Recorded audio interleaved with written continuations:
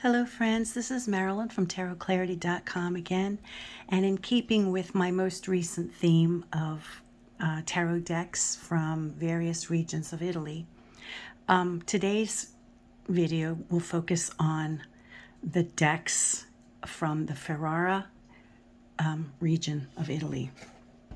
Now Ferrara is in the Emilia-Romagna region, but really close to Venice. Here's Venice here. So it's really close to the Venetian border.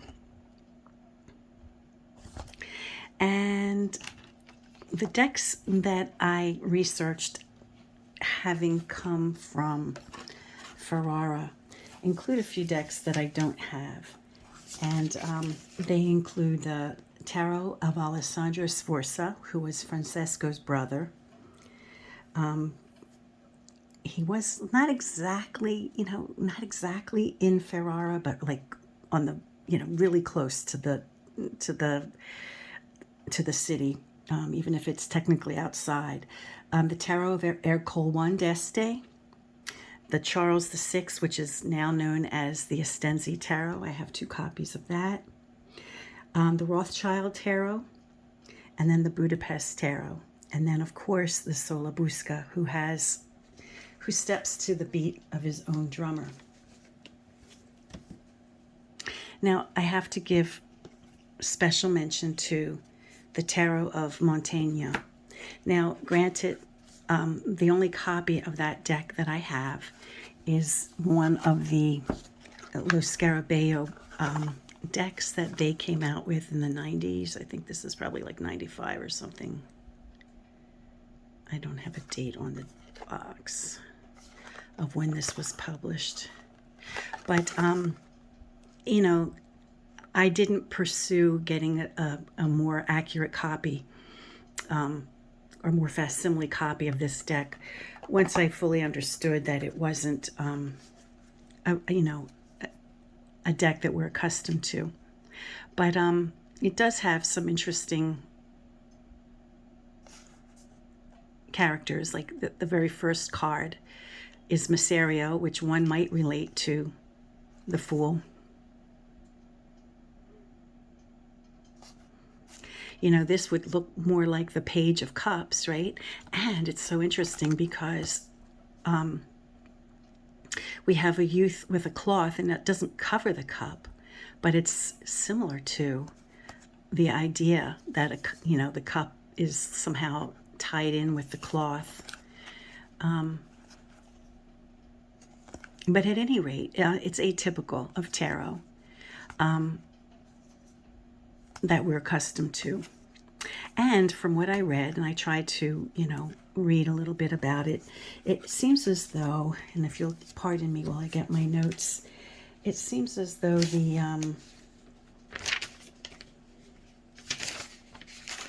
where is it? Mantegna Tarot. It kind of reads like a medieval encyclopedia, right? Referring to social, intellectual, spiritual aspects of medieval life. Also, I've learned that cards 1 through 10 dealt with human conditions. So we have conditions like misery or wretchedness. Being a servant, okay, I understand. Being an artisan, etc., merchant, a gentleman, a knight, right? A duke, a king, an emperor, and a pope. Now remember, the pope had a rank highest because you don't want to piss off the papacy, right?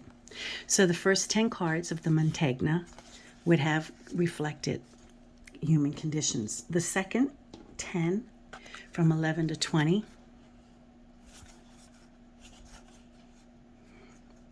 would have reflected Apollo and the Muses. So Calliope, Urania, people I don't know. I wish I did. And now maybe I'll have incentive to look them up.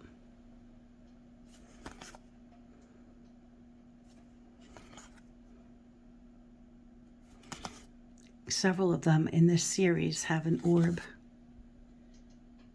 which would describe, you know, the muses or being, I don't know, being part of the gods or something like that. 21 through 30, arts and sciences.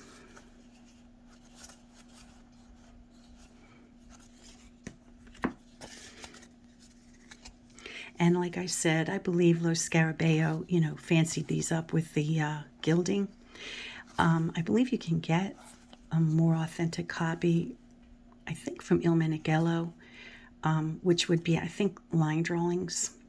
I may get it if it's still available. I don't know. But the reason I didn't pursue it beyond this was because, you know, I am a reader.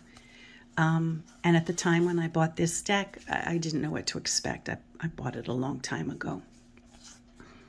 And I didn't quite know what to do with it other than admire it, you know. So, and then the last group, not the last group, 31 to 40, are the sciences, I think. Nope, my bad. Virtues and geniuses. So intellect, senses, vital functions, temperance. So we have one that's named temperance. Huh, curious. Prudence, another virtue. So the virtues are together. Strength, we see the column. We see a dog too. Excuse me, a lion too. And she's wearing like a Leonian top. Interesting. Justice. Charity. Hope. Faith. And then the last group, planets and celestial spheres, excuse me. So planets and celestial spheres. So this is the moon in a chariot. It's interesting. Mercury.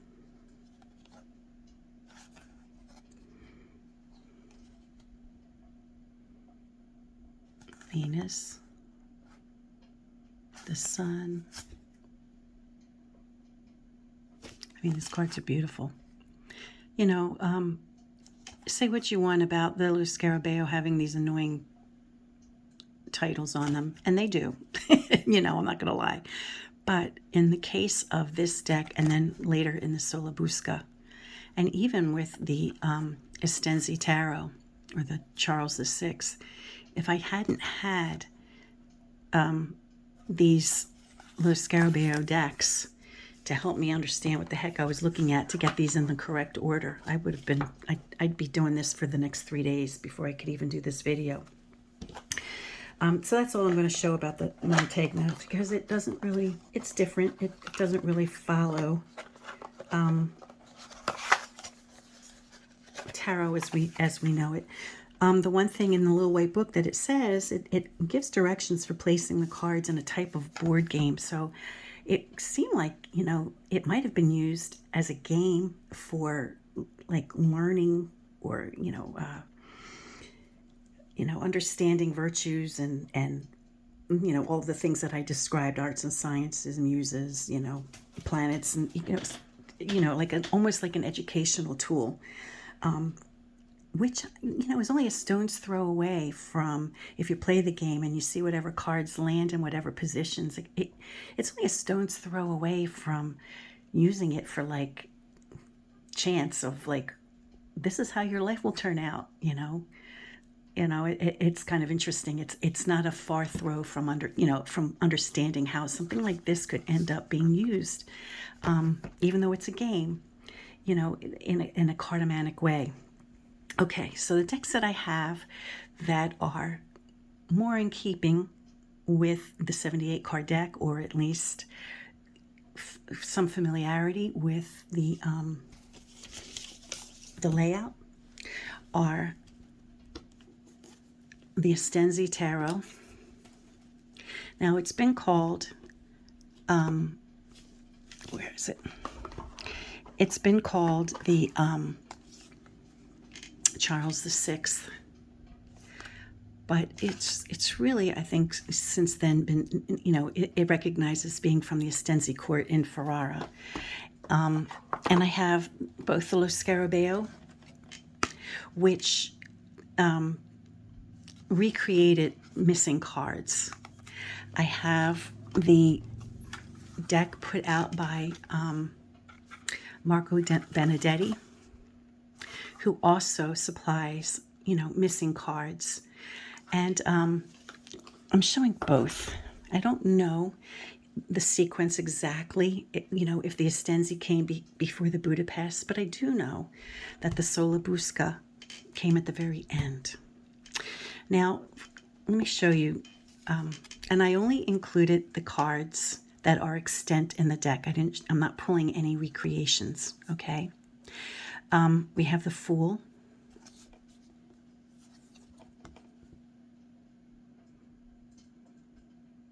I think Marco Benedetti's maybe is more of a, you know, facsimile deck. Maybe not a perfect facsimile, but close, right? We have the Emperor. Excuse me. I got these mixed up. Okay, the Emperor.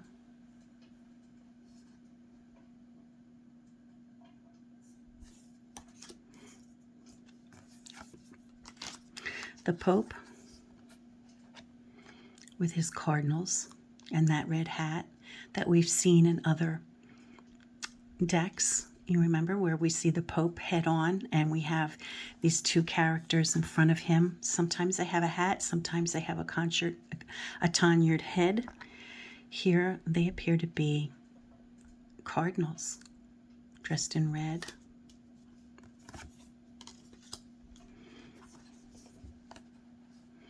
The Lover's card, which really looks like a wedding, a happy celebration.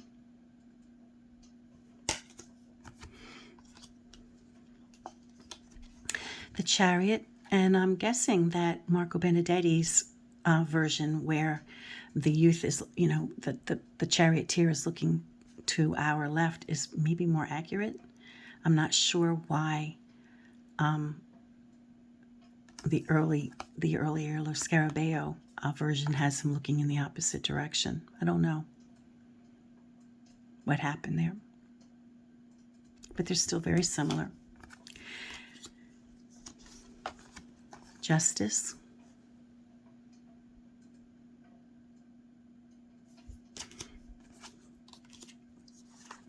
The Hermit with his hourglass. And there's a reference to a cave, right? Or rocks. So presumably he comes from a cave. And we see a hermit coming from a cave in some of the earlier videos I've done. Fortitude or strength. So we see, you know, the tradition of a column. And these are among the earliest tarot decks, you know, aside from the, you know, Visconti Sforza decks. And they might even be contemporary too, you know. It's kind of hard to know exactly the order. We also, in the Estensi deck, you know, see the tradition of the hanged person with money. Sacks of, you know, coins. And then we see it elsewhere in other decks that may have been influenced by the Estensi. Death on a horse.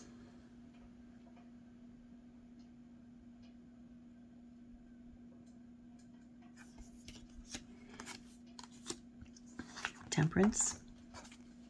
And you'll notice the scalloped halos identifying certain cards as being virtues. I may have missed it on Justice. And then we have the Tower. Now remember, they don't have names on these cards. The names that Los Scarabeo would have put on it came later, you know, for us.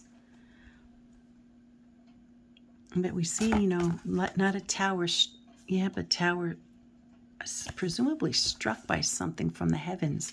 We don't see it in this card, but we see it here. And, you know, which causes the crumbling. Now,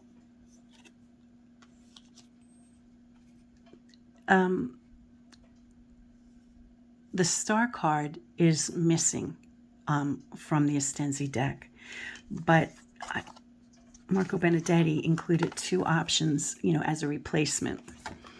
And one of them, and I have to have a cheat sheet, one of the star cards, the one that he recommends we use, he believes it comes from the earliest existing style of Bolognese origin, which he believes that the Estensi deck serves as the earliest, you know, influencer of Bolognese tarot decks. And this one comes from the Boart's Rothschild sheet. And then the other one, which I like better, and when I use Marco Benedetti's deck for Cardamom C, I use this one, you know, even though Marco Benedetti believes this one may have been more accurate to use. There's no reason, in any case, both of the star cards are represented by astrologers. Or, well, actually, this looks like the three wise men. This looks like the three wise men. Whereas this one is more in keeping with the theme of astrology, or the star, right? Here are the other cards from the same deck that Marco uses for replacement cards. And they're all from the Boart's Rothschild sheet. So this would be his substitute for the Devil card, which is not extant, and the Wheel of Fortune and the Star.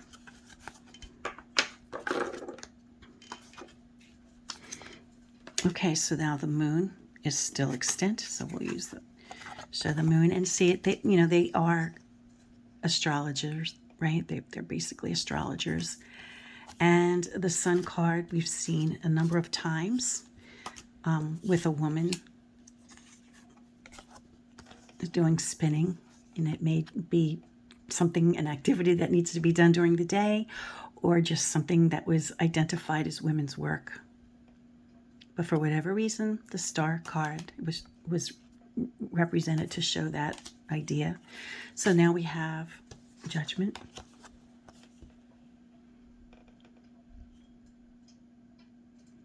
two angels, and the World card.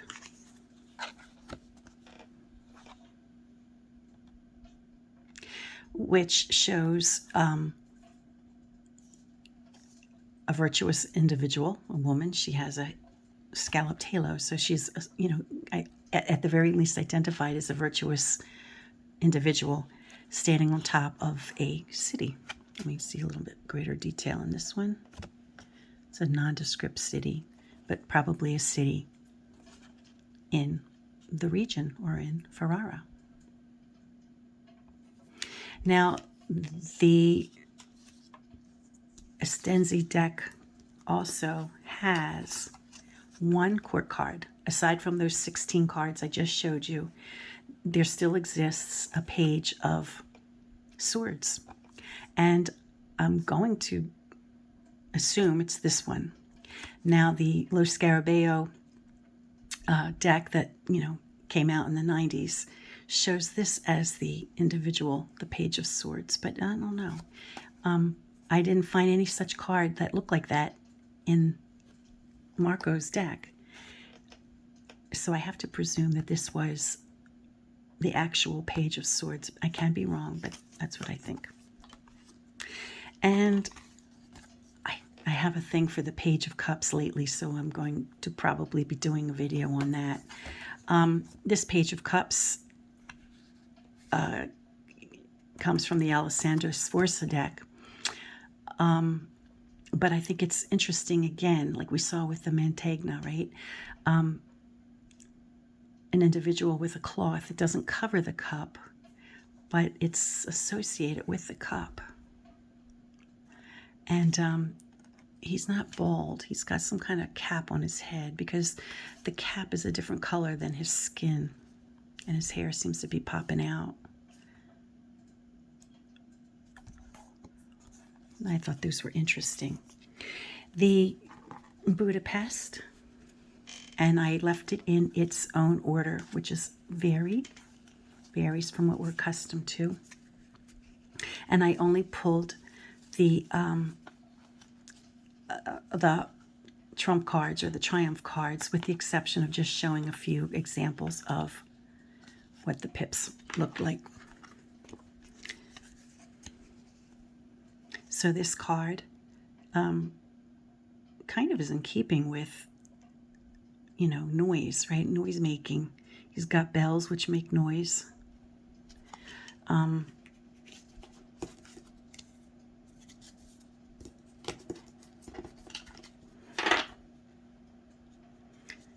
And here, the Estensi has bells too. Now the Estensi, he has an audience with children, and he's got his pubics, so like it's kind of like creepy. This guy's not as creepy, but he has the bells. Then we have, you know, like a sleight of hand trickster with an audience.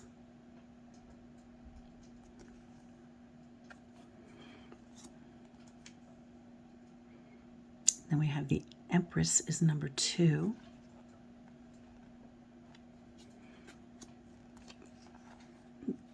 The female Pope is 3. The Emperor 4. The Pope 5. This symbol means 5. Temperance is 6.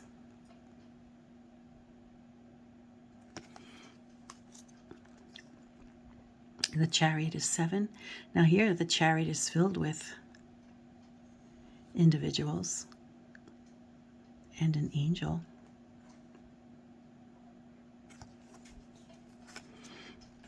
The Lover, number 8. A blindfolded cherub. And look at the grin on his face. What a shit-eating grin, huh? Fortitude with the Lion. So it's interesting, although it's from Ferrara, it doesn't share the column of the Estensi deck. This one does have a wheel, Fortune's Wheel, with 4 characters. The Hermit is identified as number 11, with what appears to be a lantern and not an hourglass, as some others. His walking stick. The Hanged Man. No coins. Death is on a horse, in keeping with the other cards we saw.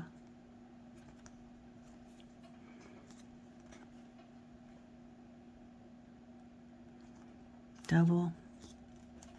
Tower. The Star, different number. The Moon, the Sun,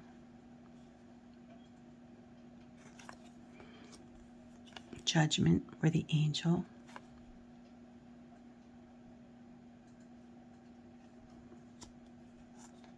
Justice.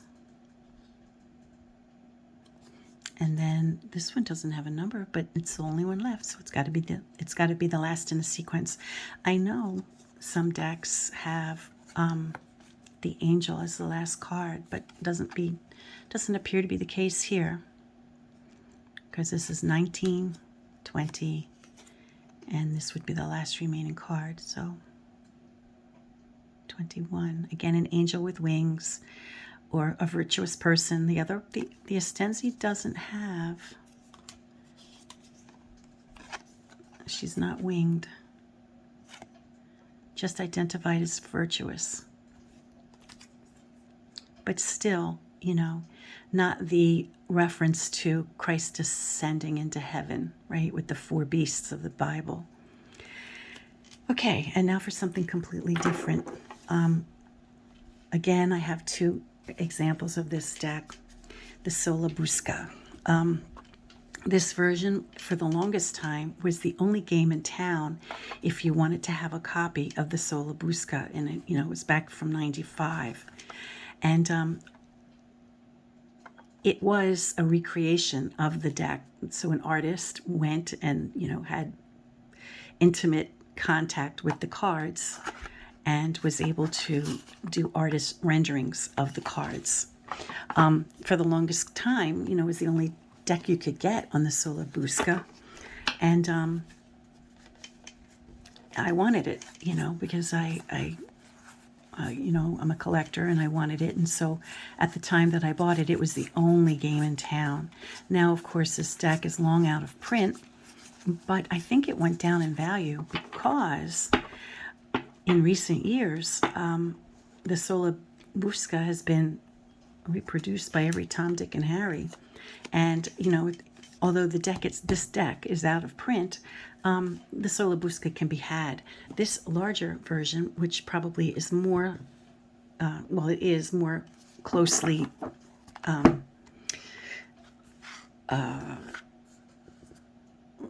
connected to that, you know, the actual cards. I won't say it's a facsimile because I guess it's really impossible to have an exact facsimile because some cards are naturally very dark, and, you know, there's a lot of photographic trickery that's used, you know, to get the cards to look presentable. So I don't know if anyone really has a facsimile deck, but this one is more closely a facsimile deck than, of course, the rendering here, which, although remarkable, is not exact. And you'll see. Okay, so this one's from the Anima Antiqua series of by Lo Scarabeo. I didn't buy better versions of this or more expensive versions like Il Meneghello or Giordano Berti, one of them. I'm not sure which has a copy. Maybe they both do. But, you know, I'm a tarot reader first, so I buy cards pretty much that I'm going to use. Sometimes I just buy cards strictly for their historic value, which is why I bought the Sola Busca. But I personally don't have a need for more than this, you know, more than one copy. So again, we have a tradition of the Fool making noise. Right now, the Lo Scarabeo completely walks to the beat of his own music. But there are some similarities. And starting out with the Fool card, you know, we have, you know, an individual whose clothing is amiss. Not exactly the same, but we see bells. And we see the tradition of music, which occurs in other tarot decks. Now, if it wasn't for the Sola Busca, they're both from, excuse me, if it wasn't for the Lo Scarabeo, and they're both Lo Scarabeo, but I'm referring to the 1995 version when they first started coming out with historic tarot decks in like 25 languages or whatever. If it wasn't for this deck, I wouldn't have been able to really put this deck in order because although they're all numbered, some of the numbering is really, really hard to see. And since they don't really coincide with what we're accustomed to in tarot, I wouldn't be able to identify this as the first card if it wasn't really so plainly spelled out for me. Now, from my understanding, these are, although it's a 78 card deck, which is important to know because it means by the end of the 15th century, that tarot had a standard 78 card deck.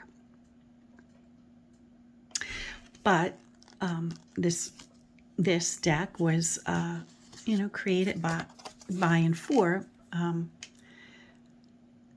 a family, a wealthy family, just like the Estensi was. Yeah, and I should have pointed that out. The Estensi Tarot, or known as Charles VI Tarot, was created for the court, of the Estensi family. So it would have been hand painted, much like the, Visconti Sforza, as well as this being a highly personalized, private deck for a family in Ferrara. And they just made their number correspondences suit their own agenda, which was different from what was standard.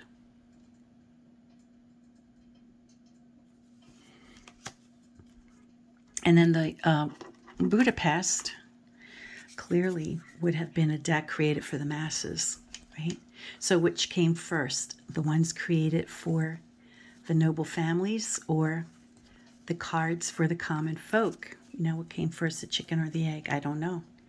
It could be that the noble family discovered that the country folk were playing a game of cards and they wanted a deck to suit them as well, or that someone got the idea, an intellectual got the idea of creating a tarot deck, one of the Visconti Sforzas, right, from that clan, and or the Estensi court, and then other lesser people, common folk, got the idea, got the word, and they created their own decks, so who knows.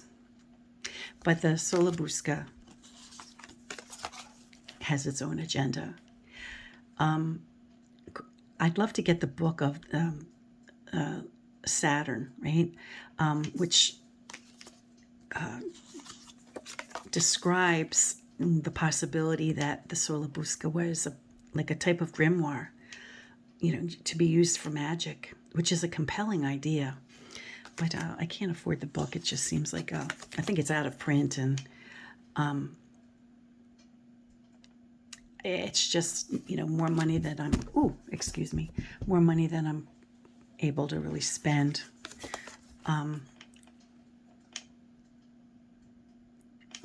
I've watched a few videos by Adams, so I have some familiarity with what he describes about the cards, but I'm certainly not an expert by any stretch of the imagination on anything.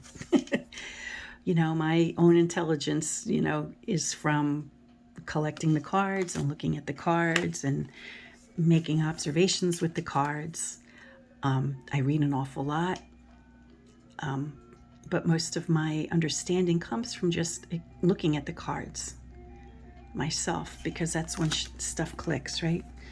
You hear Mr. Softy out there going by my street.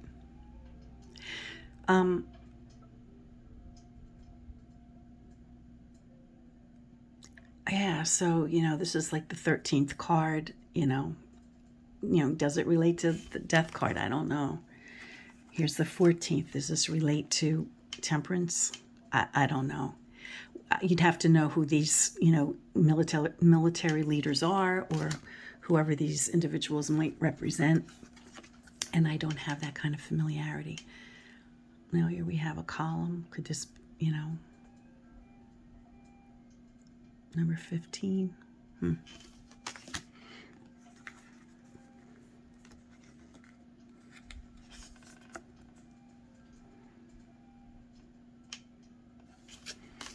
So, here's one that kind of resembles the Hermit, but we're used to seeing with, older decks that describe the Hermit.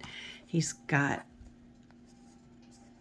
some kind of balls, which we've seen. They're not quite maybe they are bells, a string of bells, I don't know. But in other decks where we have the Hermit, he does seem to carry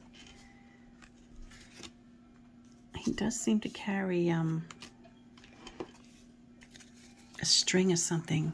Let me see if it's in here. I'm not sure what number yet. Oh, no, like a string of pearls, but not this deck.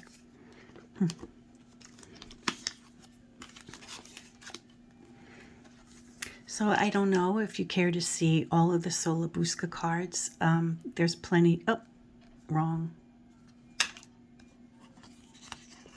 There's plenty of other videos that have covered the Sola Busca, so you may want to, you know, if you want to look at the Sola Busca, you may want to tune this out, because I'm probably going to stop.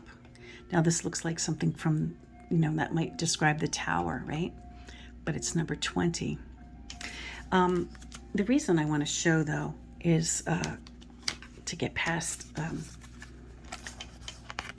to get into the pip cards, because I just want to show you a few things where I know you're familiar with, right? You're familiar with the image of the Three of Swords. Where have you seen that before? Right? So Edward A. Waite and Pamela Coleman Smith were clearly familiar with this deck. We see similarities, right? They may not always be the same number in the Rider-Waite-Smith deck as they are here, or even the same suit. I think this would be like the 10 of batons or the 10 of wands in the Rider-Waite-Smith, and here it's the 10 of swords. But, you know, they definitely have a familiarity with this deck when they created their own. And the Sola Busca, of course, failed to mention from the outset that it's the first fully illustrated, or not illustrated, but fully scenic pip decks. And their pips are really beautiful too. So they don't seem like evil, like some of the images of some of the trump cards. Really beautiful cards. And I would use this if I would be able to familiarize myself better with the trump cards of this deck.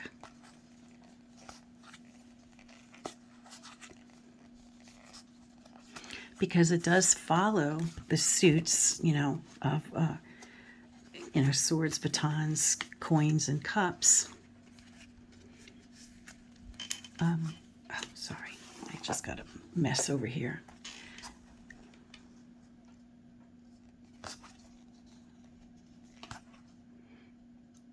So the threes of both the suits of swords and batons kind of looks very agitated. So 3 seems to have been an unlucky number.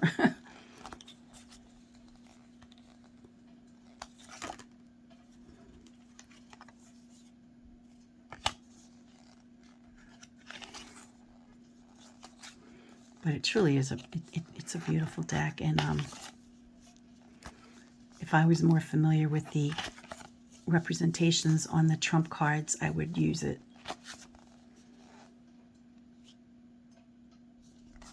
Because the pips are just, they're lovely. I mean, you don't,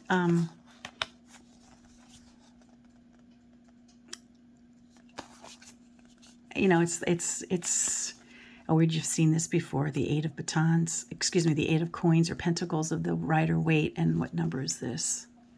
6. So, although this is the 6 of coin, or the 6 of shields, Rider-Waite-Smith kind of took the same idea and made the 8 of pentacles from it. And I probably passed over a bunch that were also fashioned into the Rider-Waite-Smith. So these are the cards that I have that are from the Ferrara region of Italy. And I don't think you know, sometimes after I finish a video, I realize that I had a bunch more that came from that area, but I don't think that's the case here, because the other decks that I've researched that come from Ferrara, I don't have.